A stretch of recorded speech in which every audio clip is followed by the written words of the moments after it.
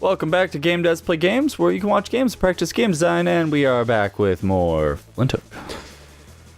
So, is there flint in his hook though?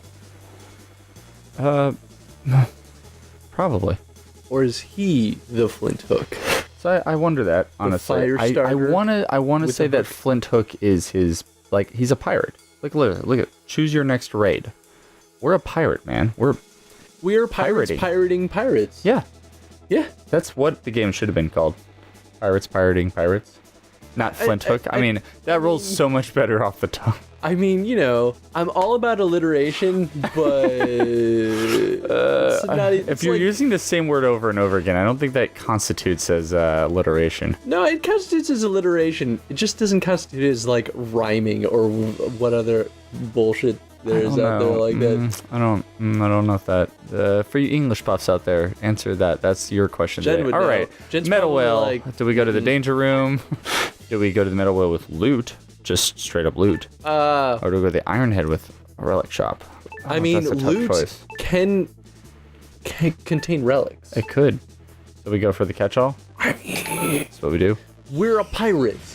Got a pirate. We gotta get the loot. Unleash tornado of hurt by using the Spinning Skull's subweapon. Wish I knew what that was. Okay. Alright. Don't gotta tell me twice. But like, what if it's Hurricane of Hurt your feelings? Then no one has fun. No. Alright, I feel better about my life. Blink. I just want to know, who builds pirate ships and just like puts rotating spikes in your walls? It's like, this seems like a good choice. Maybe it's because like all the other pirates just teleport. You're actually like the only one that still uses the hook anymore. Yeah, like analog technology. Like, doesn't he know that he could just teleport? Why does he bother with the hook? Because he just bypasses the spikes. Space meat. Lung shot. Sounds cool. Don't have the money for it. Some of this text definitely suffers from the like not layering with background elements so well. Yeah, that is fair. I mean, like, the solution would probably be to just like add a back panel on that text. Like, I'd take the argument that sure, oftentimes that looks uglier, but like I feel like being able to read the text should take precedence. Dick move. Am I so wrong in thinking that? Yes. Oh. Ah, crap. That actually really hurt. Yeah, but like, could have been worse. I mean, yes. I could have just not gotten out. It's true. Hey man, I kind of thought it was going to be an endless pit. He doesn't do anything. Like, he just... No, he does a lot. He shimmies at you. He's like, I ain't got two hooks. I still got two hooks. Got him. In case you're wondering, if you ever questioned that I had two hooks. Don't come here. Cause I'll hook you. The best part is that he's also floating as he does it. Like, that's the other thing, is like almost all of the enemies in this game float. Yeah, because you're in space. And like, not even well-contained space. You can see out those backboards into space. How anyone's able to walk on the ground is bewildering. Or breathe, for that matter. But, you know, maybe everyone's just dead. Yeah, I mean, I don't think that everyone's dead. I think only you're dead. Oh. Right, and I'm pretty sure these hurt if you just run into them. Oh, that makes sense. Give me that. I kind of like that the barriers don't hurt you when you're not trying to slow-mo your way through them. There's been one area I went into where just you like had to use the barriers to your advantage. Oh yeah? Yeah. Which was very clever, but also a huge pain in the ass. I could see in like later levels them like upgrading the barriers to being like electrical fields or something that does deal damage or like behaves differently. But for like, you know, level 1 zone kind of stuff. Crap, come on. Hey, you did a Chris move. Well, it was like the face to the bullet. Take that, bullet. The plasma gun. You are the one still standing. That bullet is no more. That's true. You sit here on your superior throne. Whoa. Yeah, yeah, shaman guy. So he doesn't always have a bubble in front of him, but in fact, that will just appear on certain enemies. Tumor-sized mouth.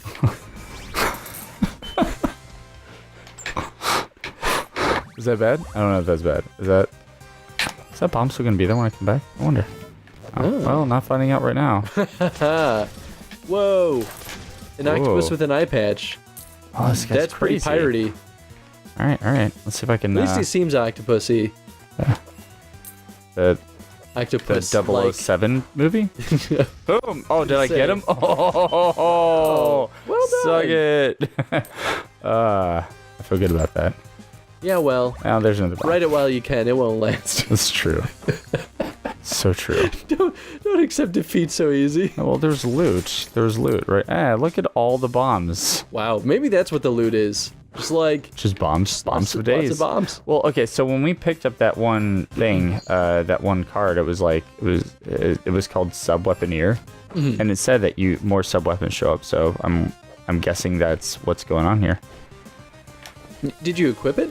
I bought it, but I didn't equip it. So I'm wondering if those things, if you buy them on while you're doing the run, if they're just cards that will affect you starting now. Yeah, is there any way to look at our currently equipped cards? Status? Yeah, look at that. Huh, nice. All right. I'm really happy they let you look at this. Cool. Of course. Bombs for days. I'm actually wondering if that's hurting us, because if it weren't for that, you might be getting more gold or something else. Okay, so the sub-weapons stick around. That's a good point. That was probably the loot. Should I just leave? Or should I go check that last room? Yeah, I would leave. You're done. Go get them boss battles.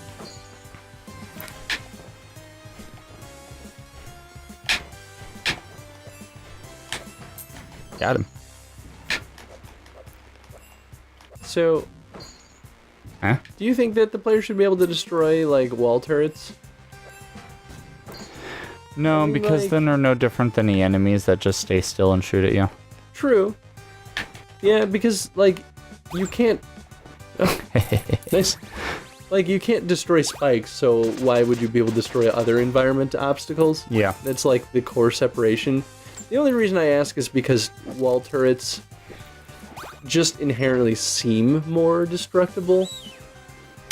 I mean... You don't look at a piece of metal and go, if I shoot that enough, it'll blow up.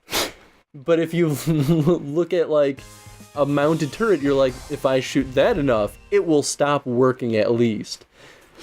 I mean, I don't know. It depends on the game. If I look at a mounted turret, I go, run, because I can't beat that. That's what I think, personally. Valid. The thing that does frustrate me in terms of destroyable objects is there's a lot of boxes and stuff that'll show up in the stage that will block off paths, and it looks like I should be able to blow them up and do something. We have a bomb, I mean, but we can't use the bomb to blow up the objects, and that is a little frustrating. Yeah, that's fair. Titan trunk, loot, flax, invasion, lockdown, platoon on board, larder. Assume that means lots of space meat. Buffet? I want to know. Hell yeah. Yeah, I want food. Food for days. Was the salon there too? Yeah. Yes. Going back to Titonius Jones. Or we didn't see it. No, you died. Dang it. Yeah. Why do I have to not be good at games? Well, I'm gonna be playing Flinthook like crazy, by the way. I hope you do. I'm hooked, man. You're not funny. Oh. Bye now.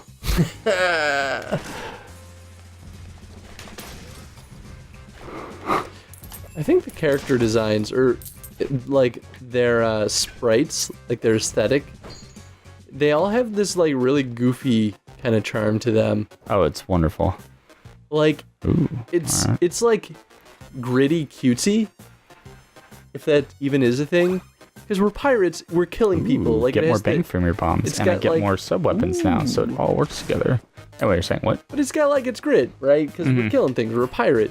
But, like, they're all so goofy. Like, I could see these characters being in a cartoon, and me being like, oh, you, space pirate. Oh, absolutely. I think, and that's definitely what they were going for with their aesthetic. Mm-hmm. It's the all around aesthetically, like it's awesome. Yeah. Everything is 100% committed to what they wanted it to be. I think a lot of it comes down to good theming. Yes. Because this game could so easily feel like a generic roguelike. It absolutely could. But I think both the theming and the core mechanic help separate it hugely from the crowd. Ow, I missed. And I got shot. Now your candy's all gone. More candy. Yeah. Crap. Didn't we talk in the last episode why it's important that they show you where enemies are spawning? Or did I just, like, point out as, like, oh, that's really nice? Yeah, I think, and then, oh, wow, there's a fourth wave. All right. I think it was also because, like, I interrupted and I was like, yeah, and on top of that, you can see what enemies are spawning. You're like, yeah. And that's as far as... I mean, you could even pull up that conversation right now if you wanted to. Nah, it's show okay. Our failure. So, the reason it's important is because if they just immediately spawned into the world, if they happened to be in the same space as the player, you would just take damage, and it would be punishing. But it wouldn't actually be fun or challenging, for that matter. And you don't... I mean, it's... come on. But it's... All right, the difference of showing us where they're spawning is, like... The difference is, like, either the game feels unfair because they don't show us, or the game does show us, gives us that anticipation, so if we do take damage, we're not mad at the game, we're mad at ourselves for being stupid. Yeah, it's... You wanna give your players ample time to understand why and what. Or at least enough time. Not necessarily ample, but... I mean... Yeah. Whatever, Chris. Like, hey, let's semantics. Yeah. Ooh, this is fun. Yeah, I'm into that. I'm really into the, like, moving grapple points. Just shoot it. Offered up on the, I don't need it, though. Oh, that's true. Oh. Well, there's your space meat. So you found that. Oh, that's true. I mean, I did hear something about a buffet. Yeah, man. Like that was probably the buffet. Unless there's a bigger buffet. Just a buffet of one space meat. Pretty sad buffet. I mean, yeah, but I mean, I'm not going to ultimately complain. Yeah, I mean, it's free space meat. Just space meat I didn't have to pay for. Right? Alright, let's do this.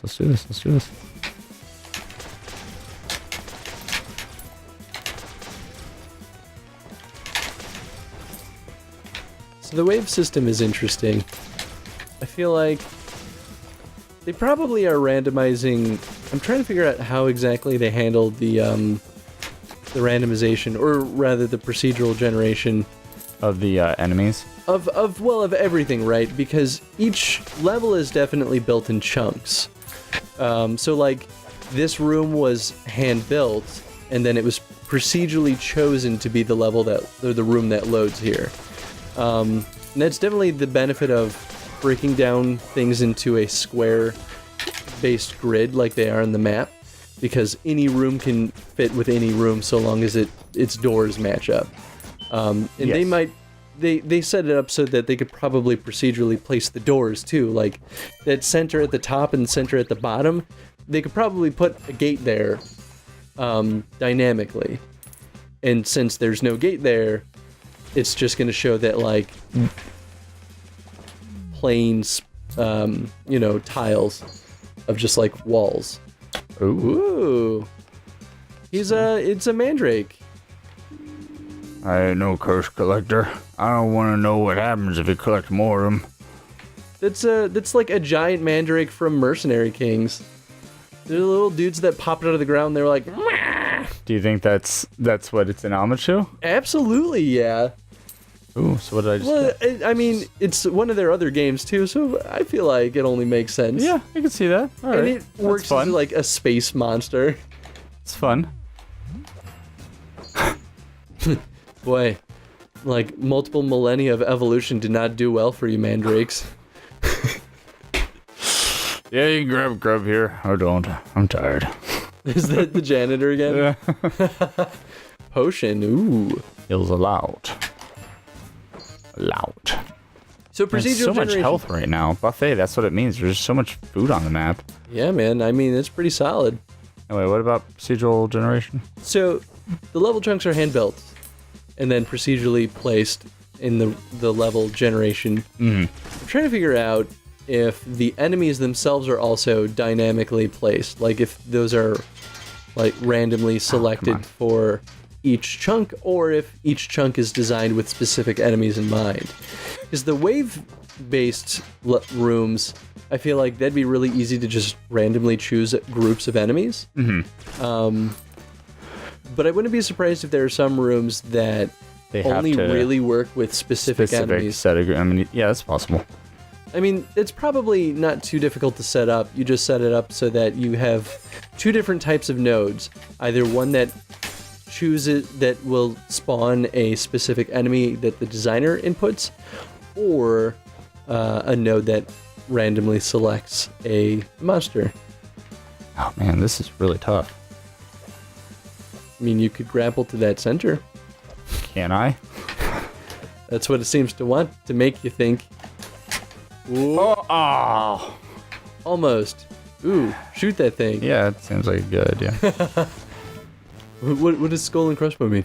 Is that a good thing? Damn. Okay, so bombs destroy bullets. Yeah, I mean, that's the thing that got me last time. Remember that time I was like, boy, I could have used that thing that reduces damage from explosives. Yeah, that was these guys. And the freaking ostriches with explosive barrels on their backs. I love them. They were kind of fantastic. Oh, come on. Every little thing is just tiny. That's actually where this game gets you, though. It's just like all the tiny little things that just rack up. Yeah. I mean, it's kind of like Enter the Gungeon in that extent. Like, it's a game about precision, which I think makes sense for a bullet-based combat system. Yeah. I mean, that's part of what made Enter the Gungeon so good, was that it had a high skill ceiling. It sucks. Do better, mo better. We all want to see that final boss, Nathan. If you die and disappoint us, then we will have wasted a lot of people's time.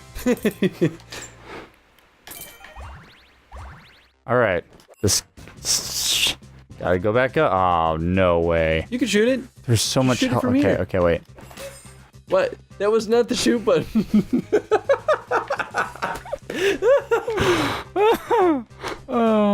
I think you're picking up on my gaming skills over here. Oh, that was good. Before you know it, Nathan, we'll be on the same level. Oh God. Equal playing field. You've reached your peak. Please go down the nails. All right, this sucks. All right. Go down. Remember that time when you were like, Chris, why are you backtracking? You're just taking more damage as you go. Just go where you need to go. Because I know that there's health up here. I can see it on the map, for God's sake. Shut up, Chris. All right. It's all gravy there. from here. I will laugh so if hard. This is the room I die on. I will laugh so hard if you die before you reach it. It's all coming up, Millhouse. Shut up. I think that's my favorite internet joke from the last, 5 years. Look at that. You're almost full healed. Good enough. Alright, let's hope that I get back with more than 20 hit points, and it will actually have been worth my time. Are we over time? We're the last 30 seconds. Okay, so we can get back. I hate this fuck. Does the boss battle... Do you go through another dungeon before the boss battle happens, or is the next ship just the boss battle? I think it's just the boss battle. Okay, well, let's go a little long on this one and see if that's how things pan out. because this is our last episode for today, so we might as well write it out. Yeah, that's fair. Speaking of which, if you guys want us to come back to Flinthook, let us know. I do have a key. You do have a key. Oh? What? Because I'm way into this. This isn't key-worthy. Says you. You don't know what's at the end. Probably more keys. Maybe it's a relic. A key. Just food. Boy, what a great chest. I assume chests are randomized too. Yeah, I mean... Like, there's always a chance that you could get a relic or... It'd be really weird if that was the thing they decided to not randomize. Yeah. I mean, I know that I did get... Oh, wow. That guy spawns little green dudes. Ugh.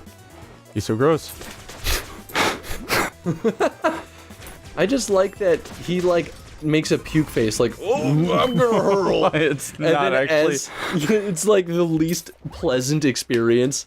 It's like, why is this my primary attack? I like to think that most enemies aren't actually trying to kill you.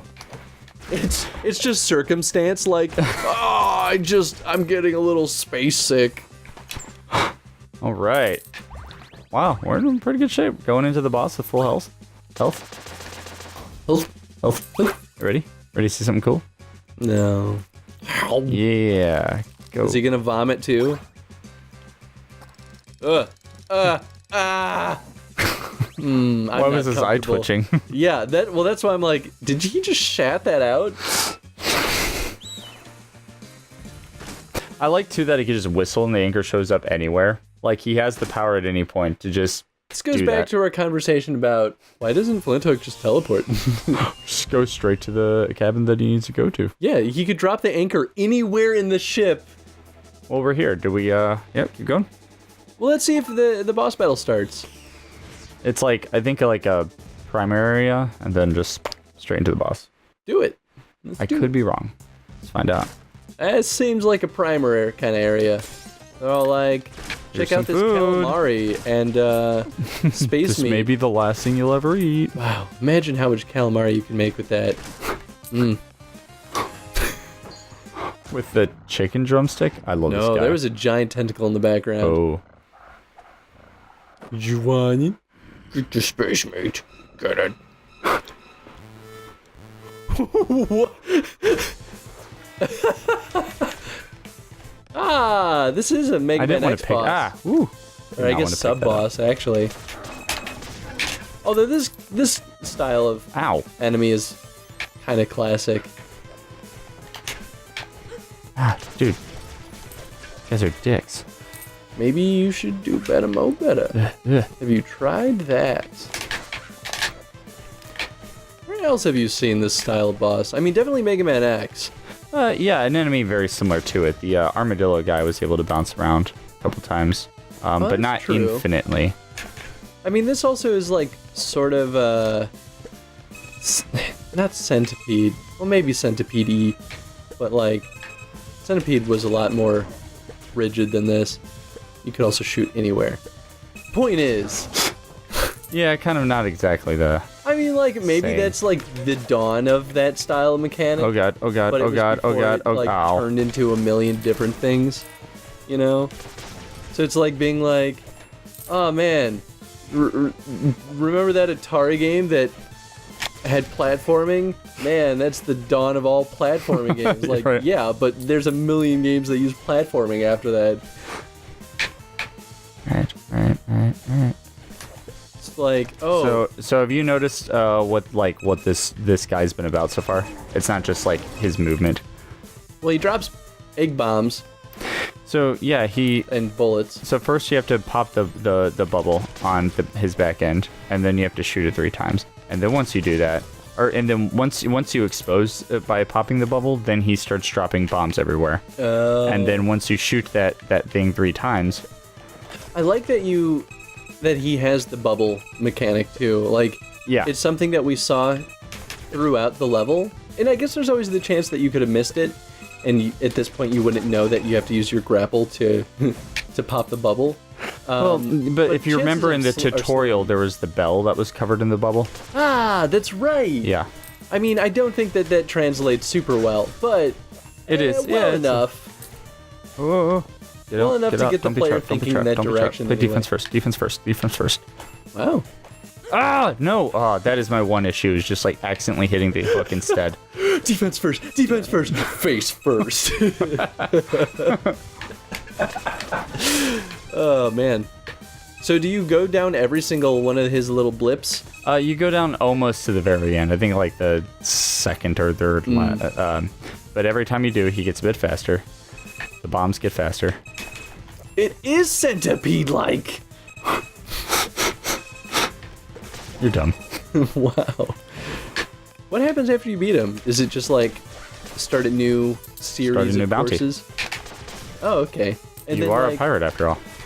Oh, okay, there we go. All right, here we go. Got your number, fool. Got your number. Can I have your number? Can I have your number, baby? Does the game kind of... I mean, it's sort of bullet helly right now. I guess it's sort of bullet helly throughout the rest of the game, but like... A little bit. Does it get more bullet helly, is my question. Is there a point where we're spending more time dodging than we are actually fighting?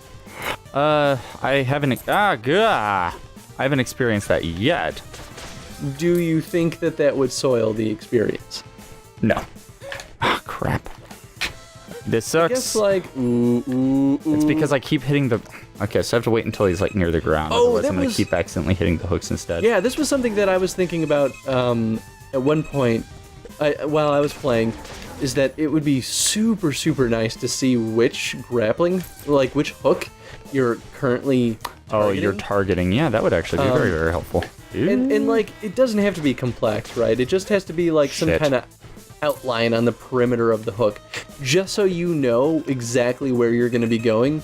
Because there have been a couple of times where like I grabbed the wrong hook that I wasn't expecting, and it That's basically what's been happening to me this entire fight. Yeah, and that leads to a lot of frustrating gameplay, because it's like it was technically within your control, but you didn't know better. Mm-hmm. So it feels as though it was out of your control. Ooh. I didn't see that. I saw it happen in slow motion. I was like, but wait. Man. Well, hey, man, you did good. Well, I'm proud of you. If you beat him, it's actually really funny. The beast dies, and then little guy just falls on the ground. He just cries like a little punk, and you steal his map or whatever you wanted from him, and then you just leave. You don't even kill him? You don't even kill him. Because he's not what you're after. You're looking for a thing. You picked up a bounty, though. You get money and stuff. Fair. I'll take that. Yeah. Level 5, the black market is restored. I want to see Tony cosplay as that guy. Be perfect. Anyway. Oh, well, I mean, we're here now. We'll check the lore and relics real quick. We're going over. That's how it's going. Okay, the dueling deaths. Ghosts from a different past. Never seen apart, the dueling deaths have cut a swath through space. Mariners stupid enough to get onto their ghost ship. Ancient carvings depict a time before the Sirens, where their two figures fight their way across a now-lost kingdom, playing a hooded specter. It suggested that they've been cursed to these cowls, now only existing to claim more souls and spread chaos.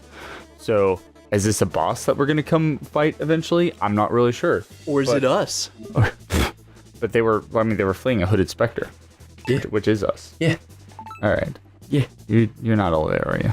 Couple stars. I was half paying attention. Locked by Cromwell the Powerful a long time ago. No one knows whose ashes are within his golden urn. Cool. That was a cool relic. I like the lore better. That's what I'm saying. All right, so we are like basically officially where I'm at in my playthrough. Sweet. Because it took a while to get good enough to beat that guy. I mean, that's or get to that guy, rather. Pretty valid. It is. Shush. Anyway. I guess... I mean, I think question of the day should probably revolve around the boss. And maybe, I mean, either the boss or the gameplay cycles. Now let's talk about the boss. Okay. How do you feel that the boss was challenging or could have been improved or taken back a bit to cater to the player's abilities on their first playthrough? Yeah. Yeah, I have thoughts on that. All right, this guy's getting loopy. So we are done for the night. Everybody, we'll see you next time. Let us know if you want us to come back to Flinthook, too. I had a blast with this. I love this game. We might come back to it anyway, but... And then we'll make Chris play and watch him try to get good or something. I'll get good. All right, everybody. See you later. Bye.